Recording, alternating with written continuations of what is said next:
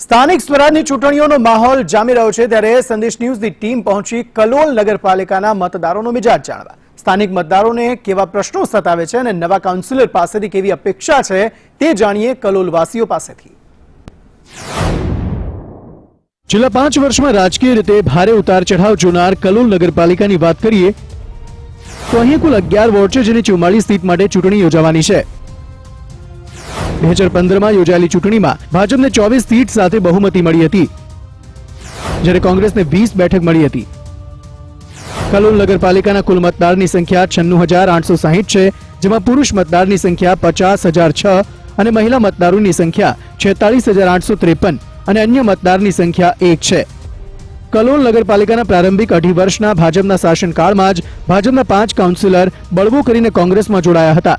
આ 5 કાઉન્સિલરોનો ટેકો મળવાથી કલોલ નગરપાલિકાનું સુકાન કોંગ્રેસના હાથમાં આવ્યું હતું અને ત્યારબાદ ભાજપના વોર્ડ નંબર 4ના સુનિલ મહેરિયાએ પણ બળવો કરીને કોંગ્રેસમાં સામેલ થયા હતા, જેથી 20 બેઠક જીતનારી કોંગ્રેસની કુલ બેઠકની સંખ્યા 26 પહોંચી ગઈ હતી।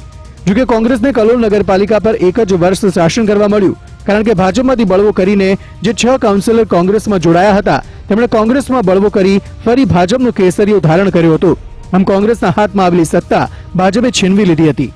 કલોલ નગરપાલિકાના કાઉન્સિલરો છેલ્લા 5 વર્ષમાં સત્તાની ગડમથલ કરવામાં વ્યસ્ત રહ્યા, ત્યારે કલોલવાસીઓને સતાવતી ઘણી સમસ્યાઓ વણ ઉકેલી રહી છે। શાક માર્કેટ ખાતે ટ્રાફિકનો પ્રશ્ન હોય કે રખડતા ઢોરની સમસ્યા હોય, પીવાના પાણીનો પ્રશ્ન હોય કે પછી ખરાબ રસ્તાનો પ્રશ્ન હોય, આ પાયાની સમસ્યાઓ ઉકેલાઈ ન હોવાની ફરિયાદ ઉઠી છે। સંજય નાયક, સંદેશ ન્યૂઝ, કલોલ। તો કલોલ નગરપાલિકાના મતદારોએ છેલ્લા 5 વર્ષમાં બળવાખોર કાઉન્સિલરોની સત્તાનો સ્વાદ ચાખ્યો છે। પહેલા ભાજપ, પછી કોંગ્રેસ અને ફરી ભાજપની સત્તા ભોગવનાર કલોલની જનતા ઈચ્છે છે કે કાઉન્સિલરો સત્તાના સોગઠા ગોઠવવામાં વ્યસ્ત રહેવા કરતા સ્થાનિક પ્રજાને સતાવતી સમસ્યાઓ ઉકેલવામાં સમય આપે। સંદેશ ન્યૂઝની ટીમ સમક્ષ કલોલના મતદારોએ કેવો મૂડ વ્યક્ત કર્યો તે જાણીએ। કલોલમાં સ્થાનિક ચૂંટણી નગરપાલિકાની જાહેરાત થઈ ગઈ છે અને ટૂંક જ સમયમાં આ જાહેરાત અને ઉમેદવારોની કાયદેસરની જાહેરાત પણ થશે અને ઉમેદવાર પણ નક્કી કરવામાં આવશે। તે દરમિયાન કલોલમાં આગામી ઉમેદવારની કેવી એ રાખે છે કે અપેક્ષા રાખે છે તે આપણે કલોલના સ્થાનિકો પાસે જાણીશું કે ભાઈ હાલમાં આપ જે નવા કાઉન્સિલરો જે ચૂંટાવાના છે તો એના માટે આપ શું અપેક્ષા રાખો છો? કાઉન્સિલરો સારા આવે, સારું કામ કરે, રોડ રસ્તા સારા બનાવે અને અમારા જે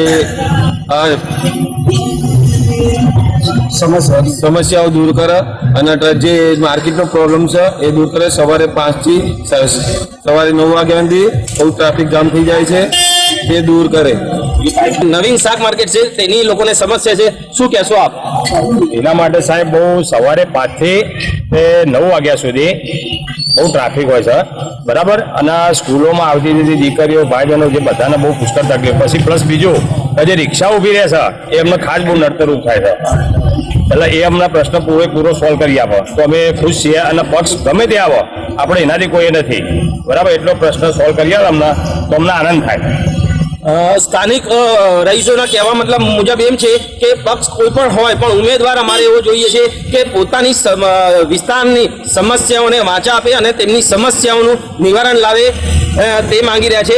શું કહેશો આપ આપના વિસ્તારમાં? નમસ્કાર સર, અમારું કહેવું એવું છે કે અમારા વોર્ડ નંબર 3માં જે પણ ઉમેદવાર ચૂંટાઈને આવે તે પોતાની ઈમાનદારીથી અને પ્રજાને લક્ષી કામ કરે, અમારા જે પડતર કામો પડી રહ્યા છે તે પૂર્ણ કરે એવી આશા રાખીએ છીએ કે જેથી અમારા કામો પૂર્ણ થાય।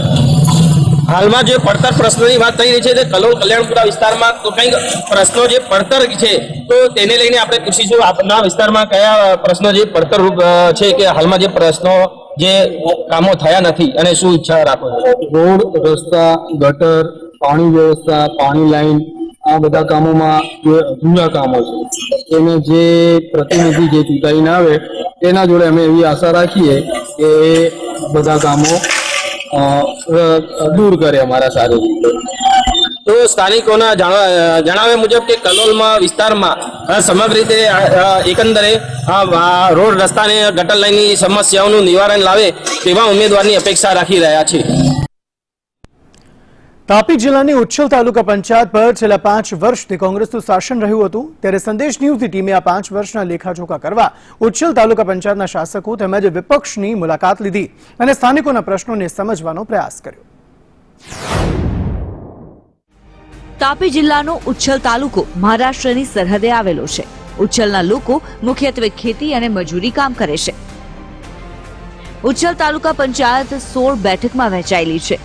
ગઈ વખતની ચૂંટણીમાં આ તાલુકાની 13 બેઠક કબજે કરીને કોંગ્રેસે સત્તા સંભાળી હતી, જ્યારે ભાજપના ભાગે બાકીની 3 બેઠક આવી હતી.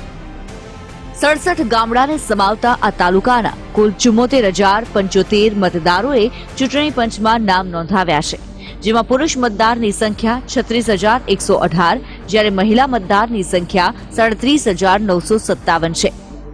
વિકાસની રીતે આ તાલુકો પછાત છે અને અહીંના લોકોને સતાવતી મુખ્ય સમસ્યા રોજગારીની છે.